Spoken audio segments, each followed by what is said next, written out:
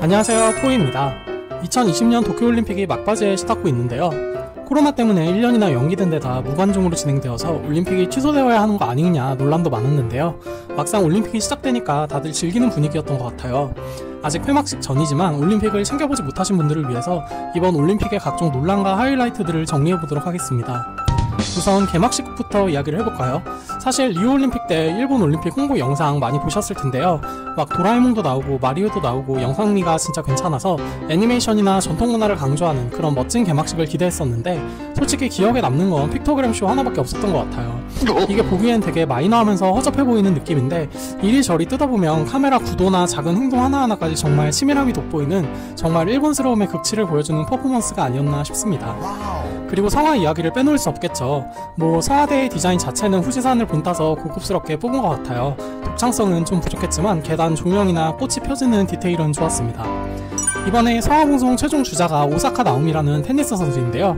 사실 이 선수는 국적은 일본인데 일본어도 거의 못하고 그냥 평생 미국에서 살아온 재미교포 비슷한 느낌이라서 일본 내부에서도 굉장히 논란이 많았다고 합니다.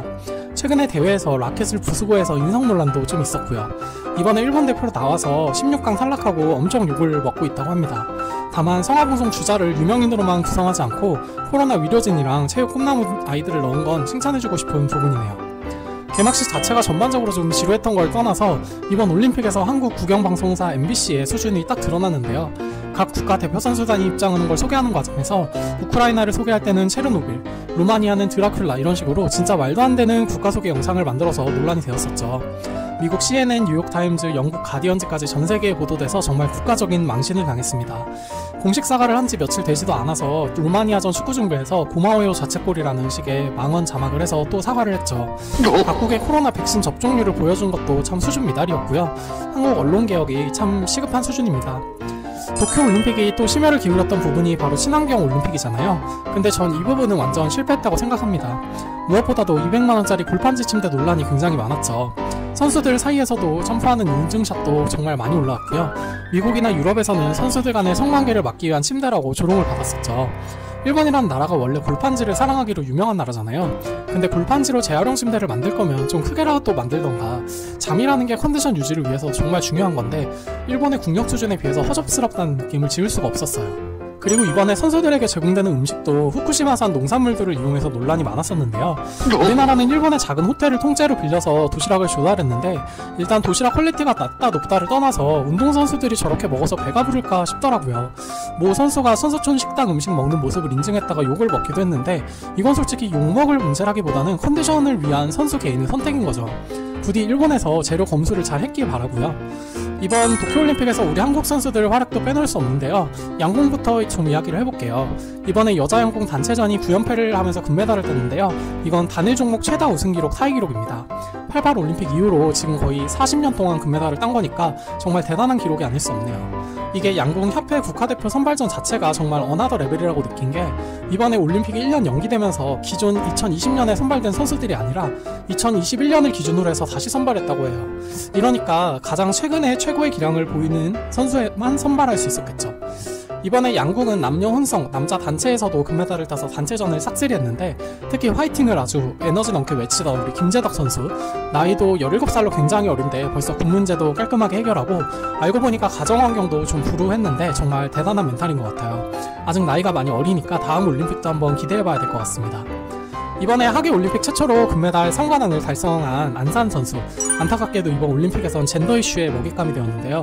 예전에 선수 본인 개인 SNS에 웅행웅, 오조오억, 허버허버 같은 남염 용어들을 사용해서 이 선수가 페미가 아니냐라는 게 굉장히 화제가 되고 이슈가 되었습니다.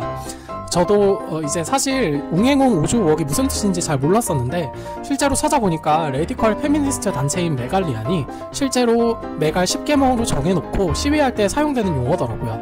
이건 남염 용어니까 최대한 자주 사용해라 이런 식의 지령이 있었답니다.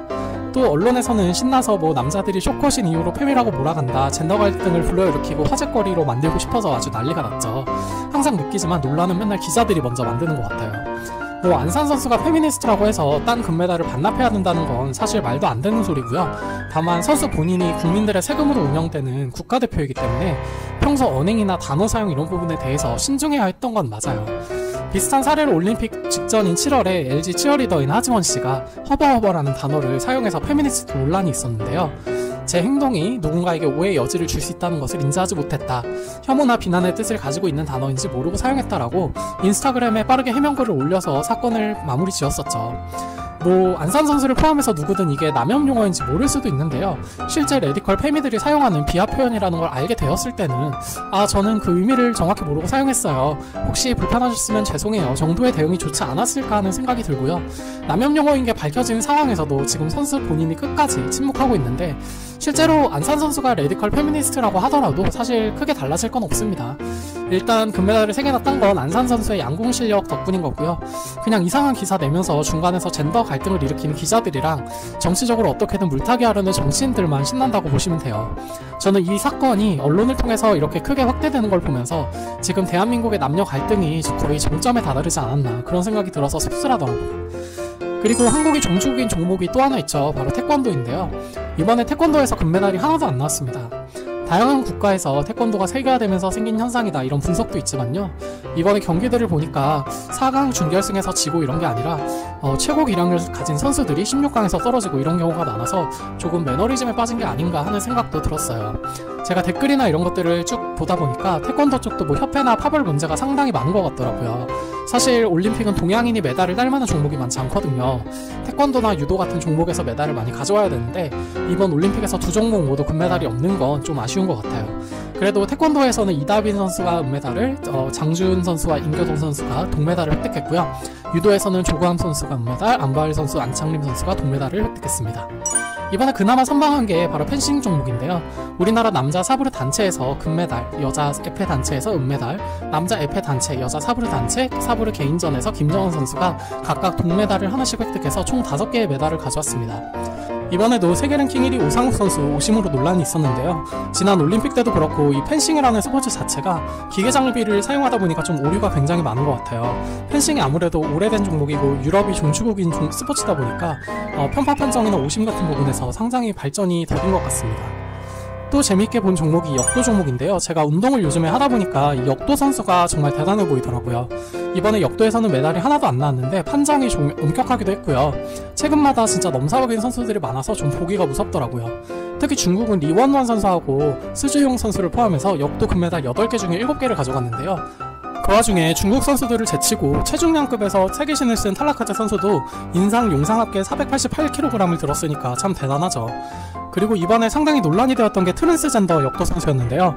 저는 트랜스젠더는 남자, 여자로 구분된 종목에는 나오면 안 된다고 봅니다. 제가 그 선수를 개인적으로 비하하려거나 하는 건 아닌데 솔직히 여자 선수들도 남성 호르몬 수치 검사를 하고 참가하는데 선천적으로 타고난 피지컬이나 이런 게 좀 문제가 있다고 봐요. 차라리 트랜스젠더 올림픽을 따로 만드는 게 낫지 않나 싶기도 하고요. 이번에 한국 역도 선수 중에서는 진윤성 선수가 가장 눈에 띄었는데요. 용상을 하다가 중간에 잠깐 정신을 잃었었는데 선수 정신력이 참 대단하다 이런 생각도 들었고요. 역도 선수 치고 몸이 굉장히 다부지고 얼굴도 잘생겨서 놀랐습니다. 그리고 역도 경기가 끝나니까 굉장히 자연스럽게 유튜브에서 장민환 선수 베이징 올림픽 때 영상을 찾아보게 되더라고요. 참 이변이 많기로 유명한 종목 바로 체조인데요. 이번에 남녀 할 것 없이 참 이변이 많았던 종목입니다. 일단 양학선 선수가 예선 탈락했는데요. 기권하는 선수가 나오면 본선에 진출할 수 있는 상황이었는데도 선수 본인이 본선 나갈 기회가 생겨도 안 나갈 거라고 선언을 한 걸 보면 몸 상태가 메달에 도전할 정도는 아니었던 것 같아요. 이번에 연습 때 트라이 하는 것만 봐도 착지가 제대로 안 되더라고요. 일단 적지 않은 나이에 도전을 한 것도 참 멋있는 것 같고 양학선 선수를 보고 도마를 시작한 후배 신재환 선수가 도마에서 금메달을 땄기 때문에 굉장히 만족했을 것 같습니다. 그리고 이번에 굉장히 이변이었던 게 미국의 체조 여제 시몬 바이스 선수가 평균대를 제외한 모든 종목을 다 기권했잖아요.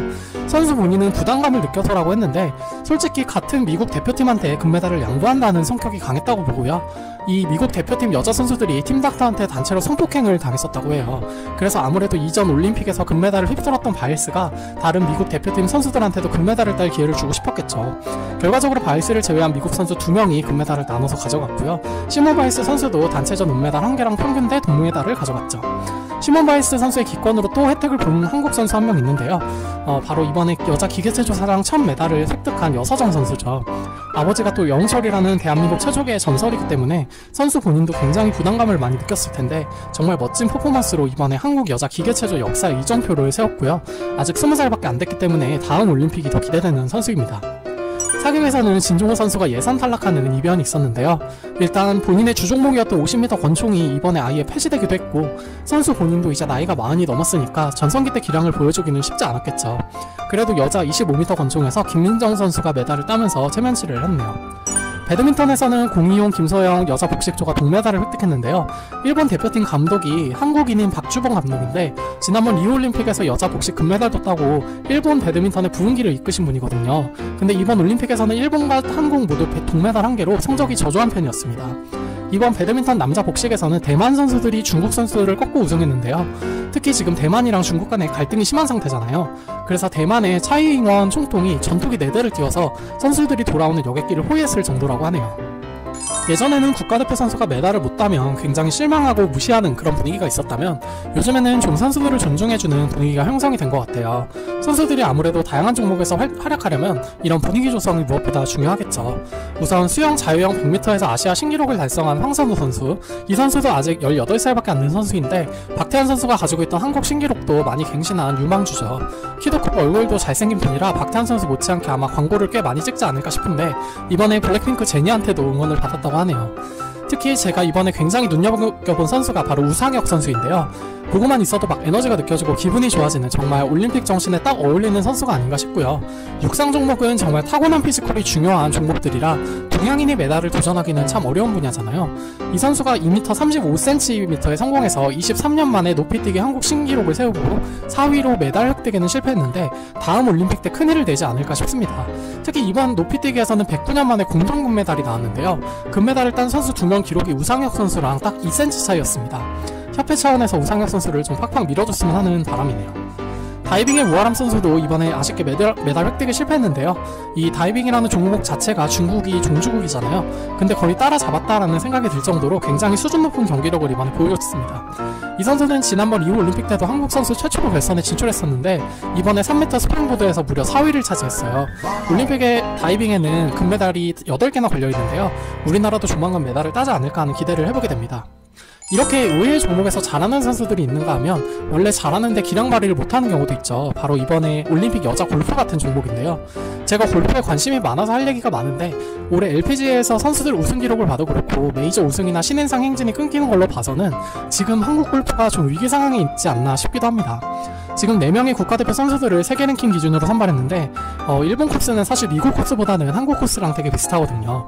제가 만약에 도쿄올림픽 선수를 뽑을 수 있는 권한이 있었다면 일본 투어에 우승 경험이 많고 코스 이해도가 높은 신지혜 선수나 지금 한창 상승세인 한국 투어 1위 박민지 선수를 데려갔을 것 같아요. 좋아하는 종목이라 꼭 금메달을 땄으면 했는데 동메달 획득에도 실패해서 아쉬움이 더 큰 것 같습니다. 이번 올림픽 축구와 야구도 아쉬움이 큰 것 같아요. 일단 올림픽 축구는 8강 진출에 실패했는데 멕시코의 3대6이라는 너무나 큰 스코어 차이로 밀렸고요. 그동안 올림픽에서 멕시코를 상대로 무패 행진을 이어왔었는데, 일본이 멕시코에 1대3으로 져서 4위를 한 것과 비교를 해봐도 이번 올림픽은 참패라는 표현을 쓸 수밖에 없겠네요. 골키퍼인 송범근 선수가 이번에 굉장히 악플에 시달렸다고 합니다.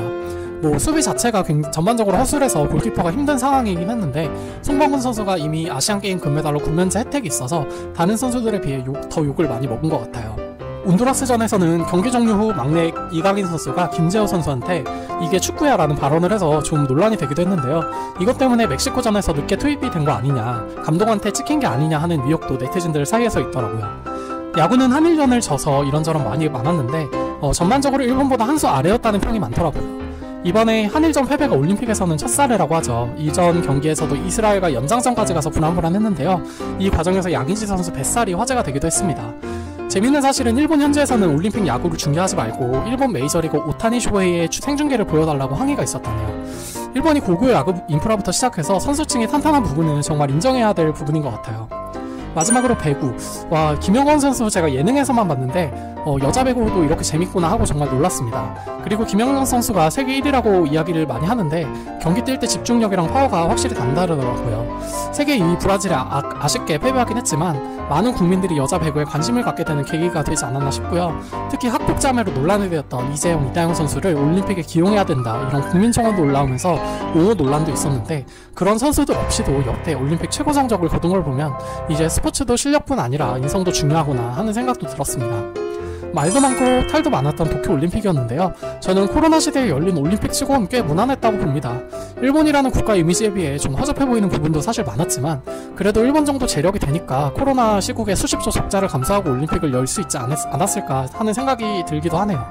막상 또 취소됐었으면 선수들은 4년을 훈련만 해야 됐을 거고 어떤 선수들은 나이나 기량 문제로 아예 출전을 못했을 수도 있었으니까요.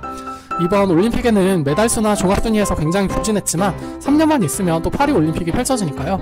코로나 끝나면 다같이 거리 응원도 하고 했으면 좋겠네요. 오늘도 긴 영상 시청해주셔서 감사드리고요. 대한민국 모든 선수들 수고 많으셨습니다.